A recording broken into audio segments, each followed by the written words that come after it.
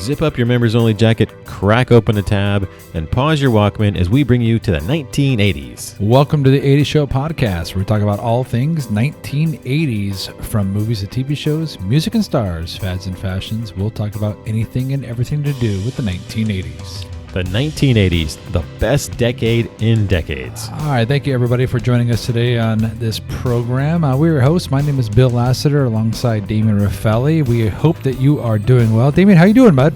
I'm doing great. Having a great week so far. Yeah, so far. It's Tuesday. Yeah, exactly. It's fine. It's fine.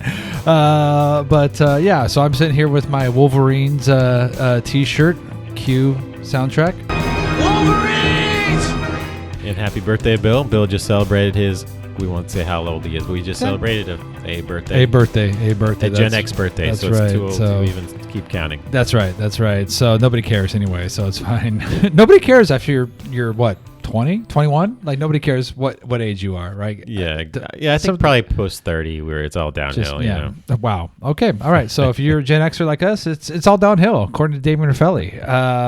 All right. So, Damian, we've got a good show up ahead. What do we got going on today?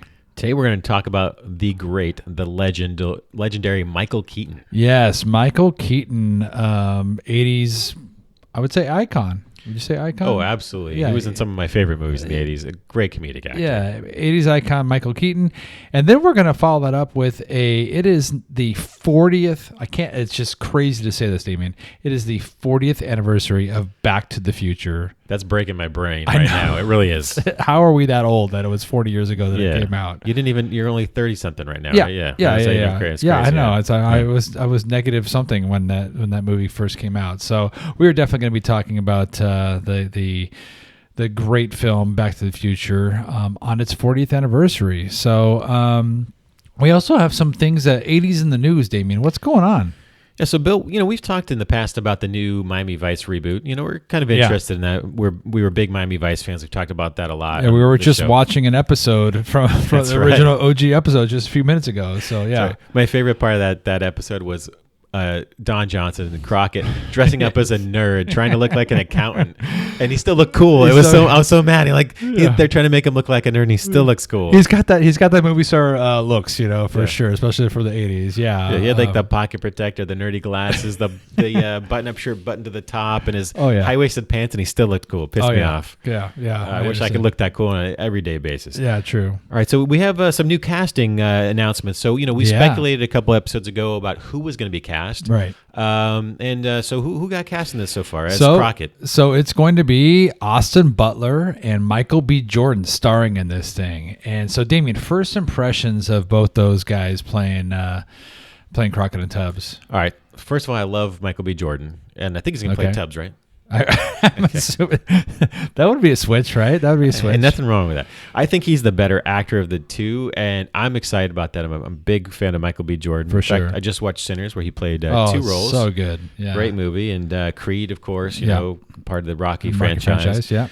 Austin Butler, I'm not super excited about it. I know he's a good actor, but I'm not a big fan. I hope he doesn't bring the Elvis accent into this, because remember he's like a method actor. Yeah. He didn't lose the Elvis accent for like years, and he kind of here's how I agree with you that Michael B. Jordan is the bigger actor. I think it's funny that Tubbs is the actor who's playing Tubbs is going to be more well known than Crockett, right? But I will say, the Elvis movie, he was fantastic in. I mean, he absolutely sounded, just like Elvis. I'm hoping he brings that same, the method acting to the role of Crockett. We'll see.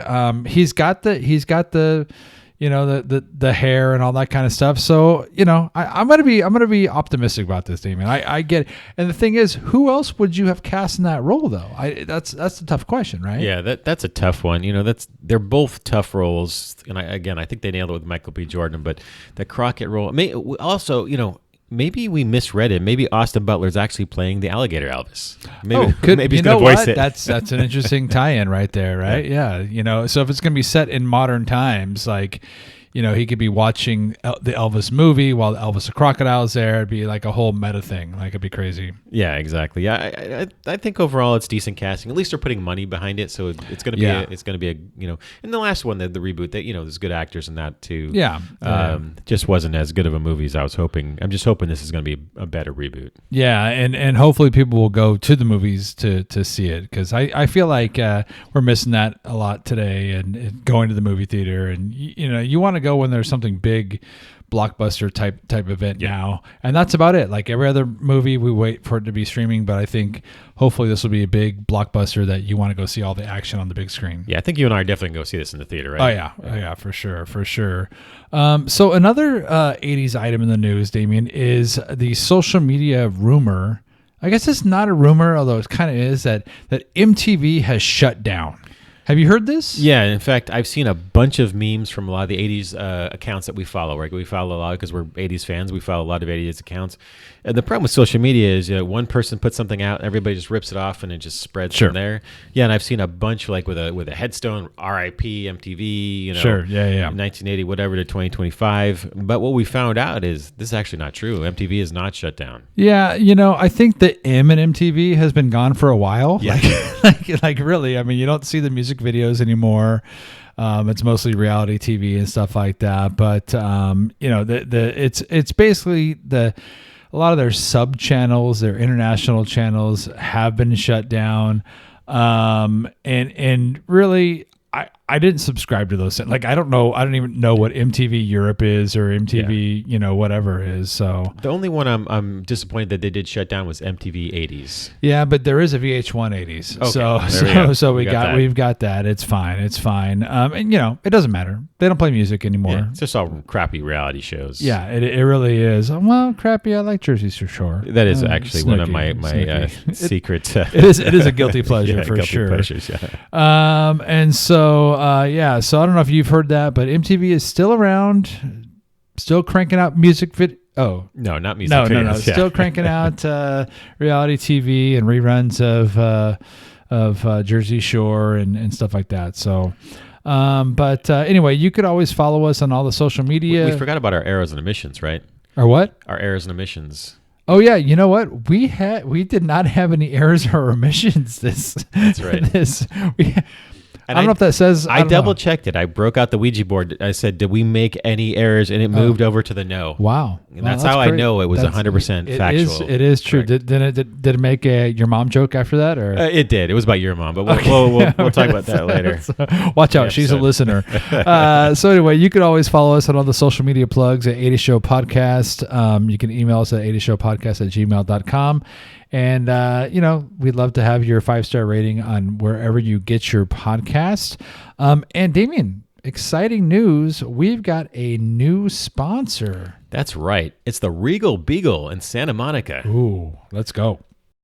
Looking for love, or at least someone to split the rent? Then slide on down to the Regal Beagle. No need to knock on our door. Come on in. The drinks are cheap and the innuendos are free. Join Jack, Janet, and Chrissy for happy hour at Santa Monica's hottest singles bar. At the Regal Beagle, where the lights are low and the shag carpet's sticky, but the drinks still Now flow. serving the Chrissy Snow Cone. One sip, and suddenly everything is a double entendre. All right, Bill. Next up, we have Michael Keaton from Stand Up to the Dark Knight. Oh, yeah. Let's do it. So how did Michael Keaton, who was a great, amazing actor, right? He is in so many great 80s films. How did he actually get his start? Well, it's funny because he grew up in Pennsylvania, and there's a connection there with Mr. Rogers. Hi, neighbor. I'm glad we're together again.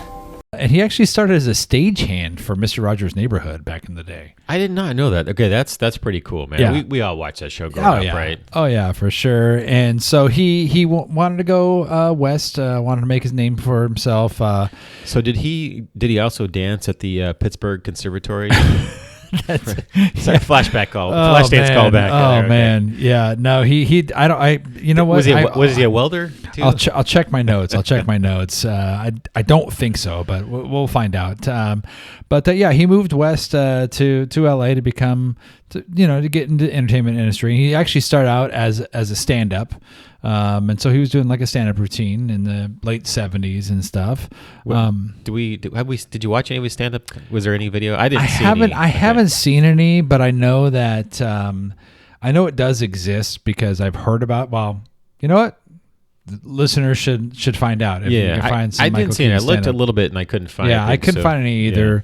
Yeah. But he started as a stand-up, and ironically, when he wanted to get into acting, he actually had to change his name because his name is actually Michael Douglas. Oh, that could be a little conflict. Yeah. So he changed it to avoid confusion with the real, I guess, the other Michael Douglas. Yeah. He chose Keaton. There's two rumors that I've heard. One is he just looked it up in the phone book. It's like, Keaton sounds good. And the other one is he liked after reading an article about Diane Keaton. So, speaking of which, R.I.P. Oh, did she pass away? I did not see that. Passed away. Yeah. We did not cover that in the 80s in the news, but anyway. So, he started off in Hollywood, and from the 80s, the early 80s, he was stand up, and then he ended up, like you said, as a Dark Knight, which is just crazy to think about that. And a couple other tidbits about him is that he was also offered roles in Ghostbusters and Splash, and could have been Bill Murray or Tom Hanks in either of those movies. Now, did he turn them down, or did he not? Did they not offer him ultimately? Like, because sometimes they'll offer roles to multiple actors, or not. So that's debatable. I don't know, but I think it worked out okay for him and for Tom Hanks and for Bill Murray, right? So let's talk about his breakout role. What was his breakout role? Yeah, so his breakout role was the 1982 classic Night Shift, which is. So it wasn't Ron Howard. I think it was Ron Howard's second directorial. It was definitely one of his early ones. Oh yeah, Opie definitely directed this. Yeah. So, with another TV star from the 80s. Yeah, Henry Winkler was in that as well as Shelley Long, who also became an 80s icon as far as Cheers fame goes and stuff. So it was his first major film role, and he's like this manic guy, which Michael Keaton does a great job of playing. Critics called him the next Robin Williams, which I think that's pretty high praise, right? Yeah. So I remember watching this as a kid, and again, we always talk about the 80s. This is not a movie I should have been watching as a child. Yeah. No, exactly. So yeah, it was 1982. So I was, I probably watched it on reruns. So I was, I would have been 9 when this came out, or probably like 10 or 11 when I was watching it. Still too young to be watching that. And so the movie's about a morgue, right? So and Henry Winkler is the main, I don't know, call him mortician, not mortician, but whatever the guy that charged the morgue is, and it's all at night, and they basically just end up partying a lot. Right. And there's just a lot of raunchy stuff going on, which I find funny for Ron Howard directing this, because he's got that, kind of clean image from Opie to Happy Days, or obviously it was with Henry Winkler on that as well. And then to all the movies he's directed since are more very serious, kind of like Oscar-nominated movies. But I remember 82, I mean, that was like the movie. You talk about, your Porky's and your, movies like that. Those were the popular movies. Even Police Academy, like those were the popular movies at the time. And so they did well at the box office. And they did well at the box office. Yeah. So the budget was $8 million. They made 21. So, pretty good ROI on that. So that was 82, and then in 83, the very next year, he starred in Mr. Mom. One of my favorite movies from the 80s. I've seen that movie so many times. Yeah. It's a fun movie. Yeah, and I just recently watched it the other day, and it still stands up. It's a great movie. Very 80s, just very... a lot of 80s stuff going on in that movie. But it was actually John Hughes's first big Hollywood hit, which we did a whole episode about John Hughes. I had no idea until you told me that he had written Mr. Mom. I didn't know that, but it makes sense because you can kind of see it's his style of movie. Oh, absolutely. Sure. Absolutely. And it was actually originally planned for a made for TV movie, and then it just exploded into this this huge movie. It was pretty progressive for the era too. I mean, so he was the first stay-at-home dad. I mean, you saw like in Growing Pains was stay-at-home dad, but he still had a career, right? He was the psychologist. He just did it from home. But this was like he was a true stay-at-home dad when he lost his job, and his wife was a big ad exec for the tuna. What was it? I forget the name of the tuna company. Yeah, and there were some other tuna. ads. It was shoot. I just saw the movie. Come back to me. I'll figure that out. But yeah. Schooner Tuna. Schooner Tuna. So, and so he also beat out a couple of big names to land the lead role. Chevy Chase and John Candy were also considered for the lead. But Michael Keaton had this, according to the director, had this relatable, slightly frantic energy, which totally Michael Keaton. What you saw in Beetlejuice, we'll talk about later too, that energy. One of my favorite parts of Mr. Mom is there's that vacuum. And I think it was called the Kirby vacuum. I remember these as a kid. I grew up, unfortunately, I had child labor laws were probably not as strict as should have been. I used to clean houses with my mom, right? So I remember some people who'd clean our houses had those Kirby vacuums. Oh yeah, and they were like self-driving, but they were heavy. They were made out of metal. Yeah, and they were probably especially as a young kid, I should have. They were like 30 pounds or something, and they were scary. I could see that it was so, and I laughed at that so much. Well, they were playing that. I just recently watched a movie. They were playing the Jaws music in the background as it's going through, and it takes the kid's whoopee, his security blanket and stuff. There's a lot of 80s stuff in there. There's a whole soap opera parody going on. He's gets addicted to soap operas and stuff. The other funny thing that I remember and I watched the other day was that it was the first time you ever saw. Well, first time I remember seeing like the other moms in the neighborhood go and take them out to basically Chippendales, and which is great, part. So and the cultural impact is pretty big. I mean, the term Mr. Mom became like an iconic, everyday language for stay-at-home dads. And also, when you told me we were texting, you said I'm going to watch it tonight. What's the line I sent you? Oh, 220, 221, whatever it takes, baby. I'm going to rip these walls out and, of course, rewire it. Yeah, you're going to make it all 220? Yeah, 220, 221, whatever it takes. Great movie, just really fun. If you get a chance to check it out, you should do it. Oh, it's a definite must-watch. I'm going to give that a thumbs up right here for myself. Yeah. I think Bill as well, right? Oh, absolutely. And there's some actors in there that you'll recognize. There's Christopher Lloyd is in there. That's right. Which Terry Garr plays his wife. Yep. Martin Mull, who was like an 80s comedic actor. Too, he was Terry Garr's boss, right? Yes. Yeah. And so in 84, so that was 83. In 84, he makes Johnny Dangerously, which I know it's one of Damian's favorite movies. This is really one of my all-time favorite movies. Like it's up there with like Wolverines and Airplane. Wow. Yeah, it's up there. And I quote these lines. I've quoted these lines. Oh, too. you have over and over. You've never seen it, right? I think I've seen it once, but we were trying. That's the other thing is we were trying to find where we can stream this so I can watch it, and we couldn't find it anywhere. It's not available anywhere even for sale or rent. Forget about free streaming. It's crazy. It's not out there. I guess you have to buy the DVD or the Blu-ray. You can swing by the old Blockbuster, I guess. Exactly. And I quote this movie all the time. I don't know how popular it was, but it was. I love slapstick, right? And it's a true slapstick. And this is a role that Michael Keaton was made for. Joe Pesci was the antagonist in this movie. No, Joe Piscopo. Oh, Piscopo. I'm sorry. The taller one. The guy from SNL. Yes, exactly. Very different Joe Piscopo versus Joe Pesci, right? Little difference. Although Joe Pesci could have played it because it's a mobster, right? It is, yeah. Yeah. And he's done some comedic roles too, like in My Cousin Vinny. So, but anyway, it was Joe Piscopo. I apologize. And oh my God, what a funny movie! He plays a gangster in it. Right. He's the protagonist, but he's also a gangster. Yeah. And so we watched a couple clips from it. We found some clips, but not the whole movie today. And yeah, it's and I know you love the stupid lines about ice holes and stuff. Yeah. So that's like they have this Italian guy, right? And he's like a Sicilian, and he barely speaks English. A heavy accent. Roman Moroni. Okay, it's like moron with an I, right? Yeah. And he's the bad. He's like kind of the gangster that Michael Keaton's character's fighting against. And he's like he can't I guess to keep it a PG movie or PG-13. I think it was PG-13. He says, "You farging ice holes, you farging sneaky bastages." Yeah. Don't bullshit me, such the summon up batch.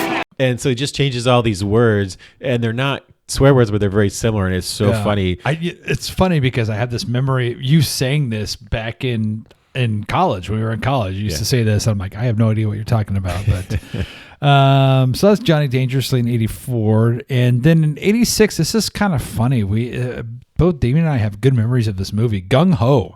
It was a movie in '86, and it was directed by Ron Howard once again. And it was about like a U.S. car plant that was bought by a Japanese company. That was a big '80s fear, I think, is the Japanese taking over American industries and stuff, and so it was huge fear for us. I mean, this is again during the time of Lee Iacocca trying to save Chrysler, right? And that was a huge deal. They were trying to, because the American car companies were getting their butts kicked by Japanese companies. And honestly, for good reason. I mean, we didn't have very good quality controls. We weren't making good cars, and we couldn't make them as cheap. And Japan was. But there's also that angst because this was, 35 years after World War II ended. You're maybe 30 to 40 years. 40 years, close to 40 years, by the time this came out.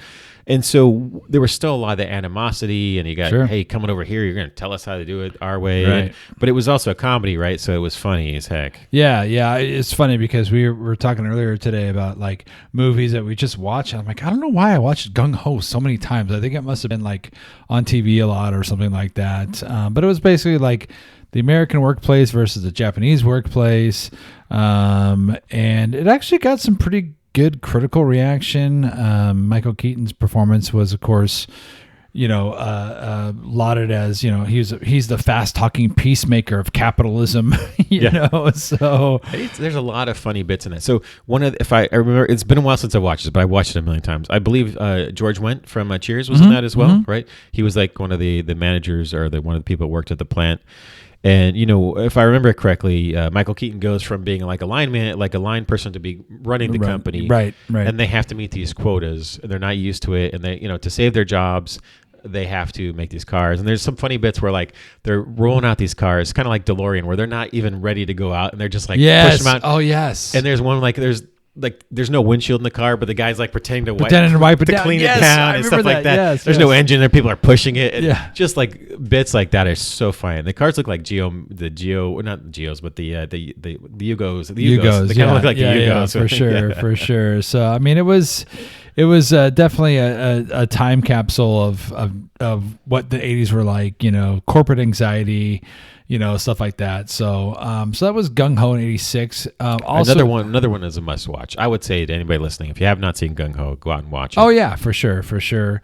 Another one that you and I both don't know anything about is called Touch and Go. Also came out in 1986, where Keaton plays a hockey player. He befriends a young kid after an attempted mugging, and it was kind of his first dramatic lead. Do you remember anything about that movie? I don't remember anything about that movie. No, until we were getting ready to do this episode, doing our research, I don't know if I even heard of it. Yeah. And Gung Ho, same year, so it probably overshadowed this one. But then in '88, we talked a lot about this on our Halloween episode. Beetlejuice came out. That was our last episode. We were just talking about that. Yeah, and so, and here's an interesting fact that you and I had to double check our sources about. Was he dominates that movie. Right? Absolutely, he absolutely dominates that movie. The movie is what it is because of him. But he only appears in 17 minutes of that movie. Yeah, when we first were talking about this, we both had to double check because it didn't seem right. But I watched this recently, obviously for the when we did the last episode. I rewatched it, and now that I think about it, he really wasn't in it that much. It was Winona Ryder and then Gina Davis and Alec Baldwin and the other couple, the pedophile, and the principal from Ferris Bueller's, yeah. And there was a lot of that. But yeah, you think about it, and he wasn't there, but he did but when you think of the movie, you think of him. Oh yeah, for sure. It's pretty wild, yeah. And he just apparently he also like most of his dialogue was improvised, which makes sense. Yeah, he's Tim a Burton funny must have dude. really trusted him on it to do that, because that's pretty wild. A lot of directors are not going to let you fly off like that. But sometimes for stand-ups, like his comedic background, but a lot of these directors are a little bit controlling. They want to to say the words on the screen, on the script, and don't make it their movie. But I'm pretty impressed with Tim Burton for letting him do that. Oh, absolutely. Again, I don't think that movie would have been. Nobody would really watch it if it wasn't for Michael Keaton. No, yeah, for sure. The only person I could see in that role besides him would be Robin Williams.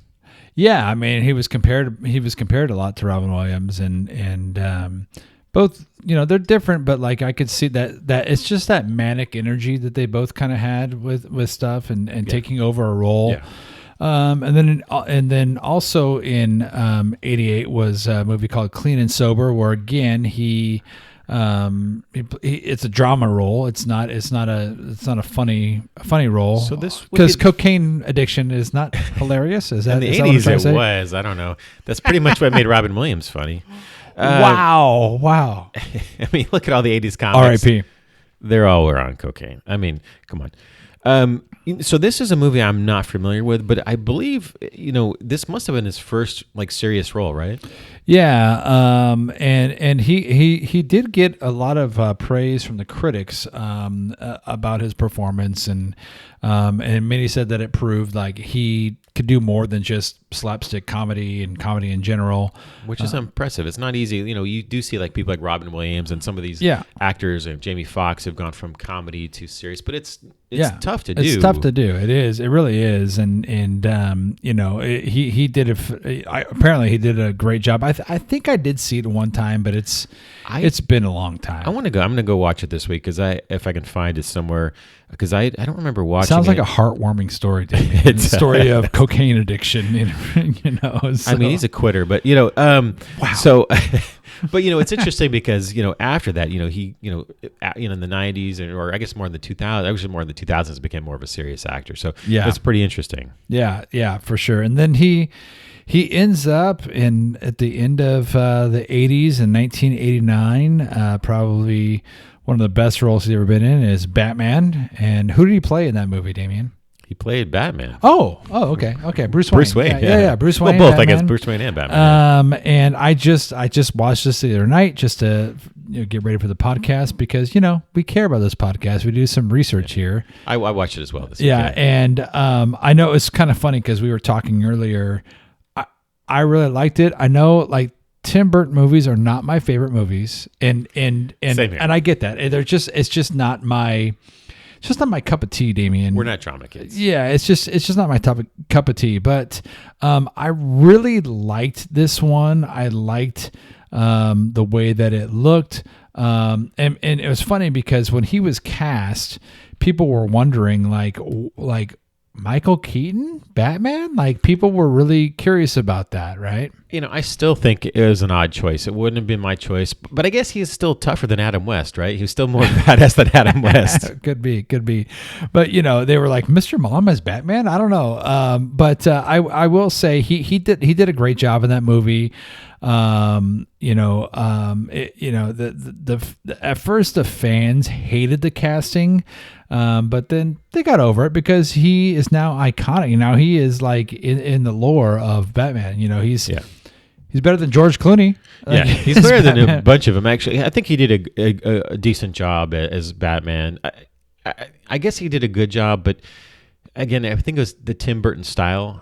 For me, it became. We were talking about this earlier. Like I would call it cartoonish versus a comic, right? There's very much different. Yeah, I understand that. But it was, and I was sharing this with you earlier. It was a darker tale on superheroes because we were used to Superman. He's a good guy and this and that, and Batman's not that. Lights out! Now you want to get nuts? Come on, let's get nuts.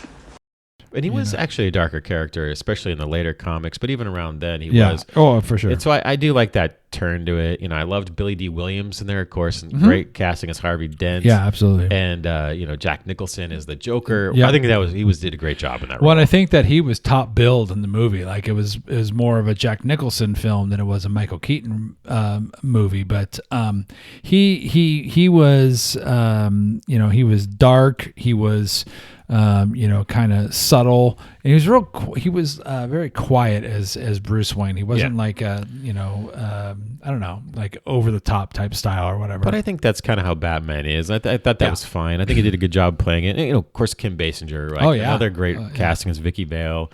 It's just I think it was a very, very good movie overall.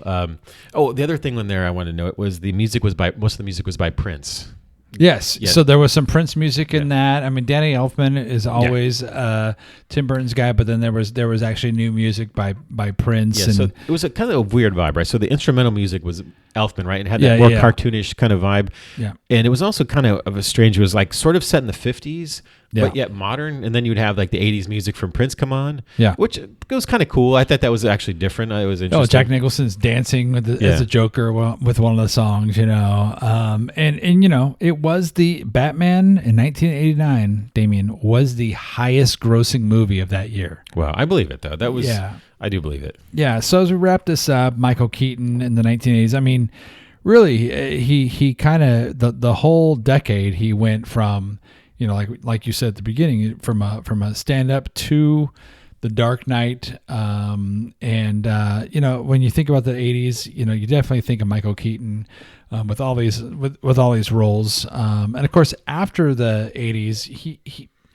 he had a few roles, not really. He did win the. Did he win the Oscar for Birdman? I can't remember if he did or not. Yeah, check it out. So, because he took not really a break, but he didn't do a lot of movies between like 20. I think it was like 2000 and 2013. He did a lot of voiceover stuff, like he was in Cars, the Disney movie Cars, and a few other things. But yeah, I'm not sure what happened there. Where maybe he just took a break. I don't know if he was doing family stuff. I looked a little bit, and I couldn't find why he had that kind of break. And then he made his big comeback in 2014 with Birdman, and now he's been in a lot of stuff. Like he's been in like Spider-Man. He's been in a ton of stuff. He's played some serious roles, I think more serious than comedic. And, for sure. Jackie Brown. Oh, he did. That was 97. Jackie Brown. But he also got. He was in Spider-Man franchise, which he did a great job in that. And so talking about like some of the comedic things that he's done, my favorite Michael Keaton role is actually 1995 Multiplicities, a movie where he plays himself 3 or 4 times, which is great. But yeah, you think about the 80s, you think about actors in the 80s, and he definitely was like one of the top actors in the 1980s. Yeah, so I'm just looking here that it did win a bunch of Oscars, the movie Birdman. Yeah, so. It did. I don't think he won for Best Actor that year, but it kind of was a story of him, as far as like his career, stalled for, he played, the idea of Birdman was this guy played this guy named Birdman, and he played Batman, so it definitely is very similar to his career. And so he was nominated in 2015 for that role. Okay. But Eddie Redmayne won for The Theory of Everything. But he was nominated, which is pretty impressive. Yeah, it is. Because he was against Benedict Cumberbatch, Steve Carell for Foxcatcher, and Bradley Cooper for American Sniper. So it's pretty impressive that he got, for his first movie, like really coming back, that he was nominated. Yeah, absolutely. So, hey, if you have any Michael Keaton memories, you want to have us cover in the future, or any of the movies that we'd mentioned, you want to or what your favorite Michael Keaton movie was. Yeah, we'd love to hear from you. You can always email us at 80showpodcast@gmail.com. We would love to hear your comments. On our next segment, we are talking about the 40th anniversary of Spaceman from Pluto. Oh, sorry. Back to the Future. Apparently, Spaceman from Pluto is what the director, the executives at Universal wanted to call Back to the Future, with Spaceman from Pluto. Wow. Yeah, these executives, that's brilliant. Brilliant. Yeah, absolutely. So would we be talking about this right now if it's called Spaceman from Pluto? I do not think so, David. So Back to the Future 40th anniversary, which is, Damian, we mentioned this up top, but it's crazy that it's been 40 years since this movie was released. Yeah, I still can't believe that. I mean, he traveled 30 years into the past, and now we're 40 years in the future. Yeah, it's crazy. Yeah, we'll talk about that in a little bit. So give us some facts, give us some information about this movie, Damian. Yeah, so let's talk about the movie itself, the stats. It's directed by Robert Zemeckis. Right, yep. Great director. And it was also written by Zemeckis and Bob Gale. Yep. And, of course, executive produced by the famous and the great Steven Spielberg. Yes. So, I mean, amazing that you can see why it became such a popular film. And it was released on July 3rd, 1985. Oh, it wasn't in October. No. like the time machine went. Yeah. It was, yeah, okay. Yeah, that's why it's kind of funny. It was on the 40th anniversary, but they actually decided to launch it in October. Yeah. Which is more when the movie was actually set in October 1985 at the beginning. And it was, of course, the number one movie of 1985. No surprise there, No right? surprise. And it made $212 million at the box office. Yeah, which is great. 1985, money right there, which is fantastic. Yeah, I mean, it's crazy to think it's been 40 years. I was telling you earlier that at home I have the Blu-ray edition of the 25th anniversary of Back to the Future and the other films. So it is crazy. And it was an iconic movie and people love it. I love it. I could probably quote it frontwards and backwards, and I'm sure most of our listeners can too, yeah, right? Absolutely. And it had a huge impact on the culture. Tell me some of the things that you think that it had a cultural impact on, Damian. Well, definitely you got vest jackets, right? Oh yeah, for sure. Well, it's funny. I was thinking about this. Look at my shoes, Damian. They're pretty much Marty McFly. The Nikes, the Nikes with the red stripe on it. Yeah. It was Back to the Future too. They would tie themselves. Exactly. But of course, the DeLorean. We've talked about that. Yes. We actually did a whole episode about Cocaine Drives the 80s. Yes. We talked about DeLorean. And I did read a thing where DeLorean actually wrote a note to Bob Gale, who was the co-creator of the movie, and he actually said, "Hey, thanks for keeping the DeLorean, popular and current for what you did." It's pretty interesting. Well, and it's funny because it's even spawned there's these cultural events even now where they have Back to the Future events and they have DeLorean events. People show up and they dress it up like the time machine and stuff like that. And so it really has stood the test of time. Yeah, I remember when I was younger going to Universal Studios and they had the DeLorean there and they had the Back to the Future ride and they had all kinds of cool stuff. And even in the 80s it was popular. So Princess Di attended the London premiere in 1985. Oh, wow. Okay. So that was a big deal. And then Ronald Reagan, right? Ronald Reagan, he was a fan, right? Yeah, absolutely. Let's play the clip. Never has there been a more exciting time to be alive. A time of rousing wonder and heroic achievement. As they said in the film Back to the Future, where we're going, we don't need roads. And that was him talking in the State of the Union address in 1986. That's just bananas right there. That's just bananas, but makes sense. So the one question that people have had over the years, Damian, is there's a creep factor here. A lot of people wonder. Yeah. Why is Marty McFly's best friend a 60-year-old disgraced nuclear scientist? Right. Exactly. That's the question. And so, what did you find out from Bob Gale, the co-creator? Yeah. So it's interesting that I did not realize there was actually an official answer out there. And so there's a site out there, Mental Floss, and they had the same question. And so they asked Bob Gale, the co-creator of it, and they said, hey, how did they become friends? And, apparently it's not like Karate Kid, and where Miyagi lures his child into his house. Anyway, this is actually from Bob Gale, the co-creator. Oh, did he have an ice cream truck and call Marty over? Or no? No, okay. He said, we never explained it in the movie, but the history of the characters that Bob Zemeckis and I created is this. For years, Marty was told that Doc Brown was dangerous, a crackpot, a lunatic. So being a red-blooded American teenage boy, age 13 or 14, he decided to find out why this guy so dangerous. Makes sense. Marty snuck into Doc's lab and was fascinated by all the cool stuff that was there. When Doc found him there, he was delighted to find that Marty thought he was cool and accepted him for what he was. So I guess Doc was a narcissist. Okay. And both of them were, so then Bob Gale goes on to say, both of them were black sheep in their respective environments. Doc gave Marty a part-time job to help him with experiments, tend to the lab, tend to the dog, etc. And that's the origin of their relationship.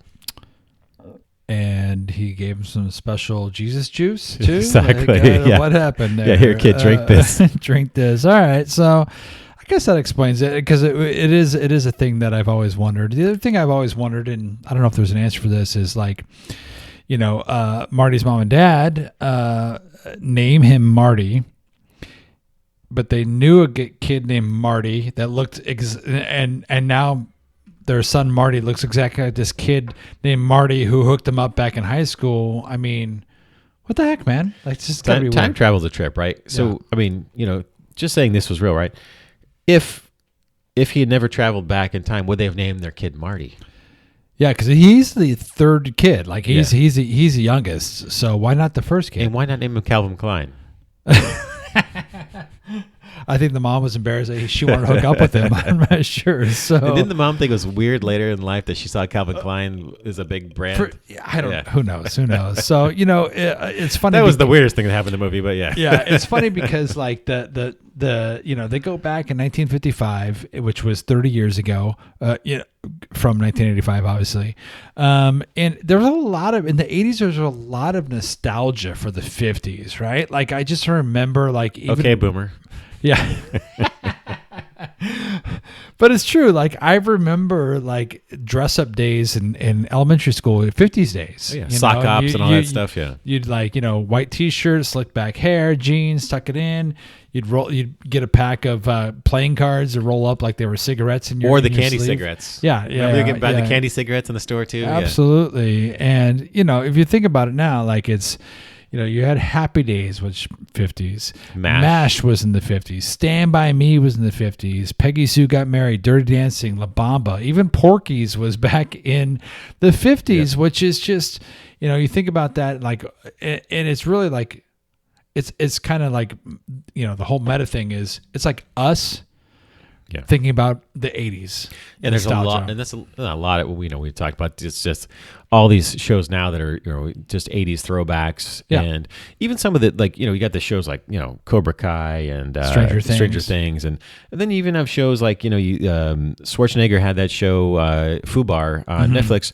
And yeah, it was set in today's day, but he had a lot of, things that were alluding to the 80s and his shows and his movies from back in the 80s. So that's still in the zeitgeist now. Yeah, we still look back, and it is very interesting to see that we're kind of repeating it. And so, if we traveled 30 years in the past right now, where would we be? Yeah, it would be in 1995, Yeah. which is nuts, right? Isn't that Like, crazy? That's when we were in college. Actually, we're getting almost at the end of our college. I was done. We're done. Yeah. No, We're getting mid-college. Yeah, Getting mid-college. I was almost done. Yeah. And what would that look like today? So if we were to, say they made Back to the Future, now in 2025, Yeah. and they went back to 1995, what would that look like? I think Marty would be like, hey, what? You can't Google stuff? Like, if he wants to find an answer for something, Well, first right? of all, how would he have gotten back there? Would it have been, and there's not going to be a DeLorean, right? Would it have been like a douchey Cybertruck? Oh, yeah, that's a good point. Is I that think what I think it would have been a douchey Cybertruck. Probably would have been a Tesla, probably, for sure. But here's the interesting thing. Would the Cybertruck even have been made without the original Back to the Future? Because that's what made the DeLorean cool. Oh, was the stainless steel? Yeah, well, that's what made that's the reason they made the Cybertruck, really, is because of DeLorean, right? It's kind of it's a nod to the DeLorean. But the DeLorean really became cool because of this movie. It was as we talked about in an episode, it wasn't that popular. There was not a lot of them made, and they were kind of junky cars. So, would it have been a Cybertruck? Would it have been something else? What would Doc Brown have put his flux capacitor in? I would think it's a Cybertruck. Either that or I don't know, Damian. I think it's got to be Cybertruck. And that would have looked weird in '95. I mean, you look back at the cars that we drove. Yeah, Well, of course, for we were driving cars from the '70s and '80s and '90s because we were poor college kids. So we had a car. 81 Honda Civic. But I mean, you look back at the '90s and the cars they had. That would have looked. It still would have looked weird. Yeah, for sure. And it was all electric, which they wouldn't have any place to plug it in, stuff like that. And he would have been wearing AirPods instead of the Walkman, right? Yes, and listening to Spotify. Yeah, absolutely. I mean, there weren't any smartphones. Computers were just these beige boxes that were on your desk. You had to have a computer. I remember the Mac I had in college. That it was. I mean, at the time it was fairly advanced, but now it would be paperweight. And so you had to use floppy disks and CD-ROMs to run your computer and stuff like that. And the internet was basically AOL, which was not really the internet, right? Yeah, and the other thing is, I was thinking about like TVs, right? TVs were 50 pounds and small, but they were big as the screen was small, but they were not flat screens. If you could afford them, but they were huge. And the other thing is, you walk into someone's apartment or house and you see a bookshelf with VHS tapes. Yeah. That's how you watch your movies, right? Or you go to Blockbuster to rent your movie and stuff. Or if you're super rich, you can afford a Laserdisc. Oh, we did have a friend in college that had a Laserdisc. Michael Ray, remember Mike? So he had the laser. Oh, Michael Ray. No, I was thinking about Joel. Oh, Joel did too. Okay. Yeah. But I remember in the middle of watching, you had to flip. Flip the movie it so over. long, you had to flip the disc over. The Absolutely. quality was amazing, but you had to flip the disc over in the middle absolutely. of it. Yeah. Marty, if he was to go back 30 years from now, he'd walk into like grunge and hip hop, depending on where he was. It was either grunge or hip hop. Blockbuster Video was like the weekend destination. That's where everybody went, was Blockbuster. Although in college we would go to, there was another video store, like a mom and pop show, owned video store we'd go to. Yeah, or Hollywood Video goes sometimes. Yeah. Because it was hard to find the popular movies because they would be rented out. Yeah. You'd had to go search sometimes. And it was actually kind of an event. You'd go out sometimes with friends, or if you were lucky to have a girlfriend, you'd go out and you'd actually spend time in the video store actually picking out a movie, right? Yeah, and the other thing is, you would have to actually, social media wasn't a thing. It was just social. You just go talk to someone face to face, right? You have to call them on the phone. Call them on the phone and the telephone, right? Yeah. You could page them, but you still have to talk to them at some point because there's not a lot you can send on. You have those little codes you could send, but there's not messages you're sending. Exactly. I think that if Marty was in a 1995 house and the phone rang, he'd wonder what it is. Could you imagine a Gen Z going back to 1995? Yeah, they would freak out. It's just that movie was just so good. But I just wonder, what would, and it's crazy, 40 years, Damian. It's been 40 years since the Think movie about a came Gen out. Z going back right now. Say Marty McFly is going back, or a Zoomer, whatever they're called now. And going back, he's like, how do you order food? Well, you got to go and order it you got to go drive there or walk there and pick it up. You can't, what about DoorDash? No. Well, how do I get to the restaurant? I don't have GPS. You got to look at a map or you know where you're going. You got to Thomas guide. Thomas guide. Yeah. So Thomas guide. Yeah, it's the world's different. I think. Yeah, kids now I don't think they'd be able to survive in that. I'm not sure. Even in the 90s. The cutting edge was the fax machine, right? That was cutting edge back in the 80s. Well, even Back to the Future 2, they thought 2015 would be everybody would have a fax machine in their house. That would be the big technology. Yep. That was just funny. It's funny because I was thinking about this. So email, right? Like email today, you can send them, we talk about text messaging, but like email was just coming around in 1995. And I seriously remember my roommate, who Andrew, explaining to me what email was. And I just could not comprehend what email is. And so only the nerds had email back then, right? Only the nerds had internet back then. Yeah, it was very bizarre. I still have my AOL account. DDog1 at AOL.com. So, the 40th anniversary is in theaters right now. It just came out. Just came out. I think it was on October 31st. It just came out in theaters. And I don't believe in the movie there's anything special added. Just, being able to watch it in a theater again, which is a big deal, which I am going to try and go out and watch it. Yeah, for sure. But they did also release on like a 4K DVD and the steel box or steel case, whatever they call that. And there is like an extra, but it's a trilogy, so it's all three movies. Yeah. and they did a release like an extra 90 minutes of behind the scenes and cool. talking with it. So that's kind of interesting. If you still like physical technology, you can order. Yeah, that'd be awesome. I mean, and then I just the music too, like it. Oh, Huey Lewis. Right? Huey Lewis was huge back then, and the soundtrack is just great. I think I somewhere I actually do have a CD of the original soundtrack and music from the movie, which Marty went back 30 years, from today. What is this round disc thing? What do I do with this thing? I think I have an 8-track of that, but yeah. I think I had an 8-track of that. And of course, it also spawned a bunch of catchphrases and quotes. 1.21 gigawatts is one that I think of. Great Scott, stuff like that. And flux capacitor. Flux capacitor, so it's just, it is crazy that it's been 40 years, and I don't think the movie, well, we know that like part of the movie was filmed with Eric Stoltz was Marty McFly. That's right. And then the executives were like, I don't think so. And then they reshot everything. They got Michael J. Fox out of Family Ties for a little bit for him to be able to star in that. And I don't think that movie is what it is without Michael J. Fox. No, and we're actually lucky to have the movie at all. I mean, this script was rejected over 40 times. Oh, seriously? Zemeckis and Bob Gale, they presented it to movie studios, and they had a couple different. Was it because the son was going to hook up with the mom? You know what? I think actually Disney. That was Disney. I did really think Disney is like, this is a little too raunchy. I mean, hey, a little incest. What's the big deal? Wow. And it's kind of like a reverse Oedipus, right? Where it's like the mom wants to hook up with the son versus. Yeah. I don't know what that is. I'm not a Freudian, psychologist, but it really was rejected. I think it was like 44 times or something like that.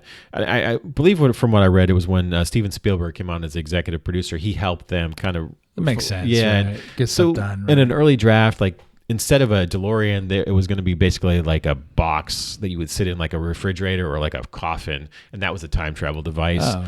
And so they did lame. Yeah, putting the DeLorean was really cool. I mean, the things that they did, and I think also probably moving from Stoltz, who's a good actor, but I think they just needed a little more. I don't think he's a comedic actor, right? Yeah, they needed something more lighthearted. Michael J. Fox is perfect for that role. Yeah, for sure. So yeah, the movie almost never was, or almost was very different, and it's very interesting. I think just the fact that they were persistent and they made a masterpiece from it. Yeah, no, and it was a masterpiece. It is a masterpiece. So as we wrap this up, Damian, we would love to hear your favorite memories of Back to the Future. Are you going to try to watch it in the theaters? Things like that. And do you agree with Bill that Back to the Future 3 is the best of the trilogy? I like Westerns, Damian. I like Westerns. What can I say? It was a 90s movie anyway. It doesn't count. It doesn't count. I liked all three. I know you like 2 better than 3. 1's the OG. Yeah, of course, yeah. I like 3 because it wraps the whole story up, but that's just me. But yeah, we would love to hear your thoughts and comments about Back to the Future. And gosh dang it, Damian, 40 years. Yeah, it was making me feel old. Thank you for listening to this episode of the 80 Show podcast. And we have another great episode coming up soon. And Bill, what do we have coming up? Yeah, so we are going to have a talk about the Cola Wars with a special guest, an expert in the field of the Cola Wars, I would say. Yeah, absolutely. Our friend Michael Dane, who we went to college with, and he legitimately is an expert. He's a marketing expert. He's a professor. He's an MBA and professor of marketing as well, and also just a great friend of ours. So he's going to be talking about the Coca-Cola and Pepsi wars of the '80s. That's right. We're also going to be talking about a trigger warning not required. We're going to be talking about the great movie Weird Science, which probably would not be made today, Damian. Yeah, I would love to. I'm actually kind of glad don't reboot it, but they could with AI. Yes, I think they could. And so, we also want to finish this out with what are we watching right now, Damian? So right now I just finished the John Candy documentary, I Like Me, which I highly recommend for anybody to watch. It's fantastic. You really get a sense of who John Candy was, and we covered him in a previous episode. So yeah, definitely 2 thumbs up from this guy. What about you? What are you watching right now? Well, I have not seen the John Candy documentary yet, but I want to watch it. It's on my list. Right now, so on Roku channel, which is free, Facts of Life is now streaming on there. There we go. Yeah, watching Facts of Life, another great classic show that I loved. And also I'm watching just on Amazon Prime. They have live TV show channels, and they have like Miami Vice and Alf, and I'll throw those on. They have Growing Pains, and so I'll just throw those on the background too when I'm just want to watch a little. That's awesome. And so please rate us wherever you listen to this podcast 5 stars, and you can always interact with us with all the social media things at 80 Show Podcast at gmail.com is our email, and at 80 Show Podcast is our handle. All right, so I'm Bill Lassiter, 220, 221, whatever it takes. I'm Damian Raffelli. Make like a treat and get out of here. Theme song composed by my good friend, fellow rock star, straight out of Bakersfield. You may also know him from the band Videodrone, Mark Russell Davis.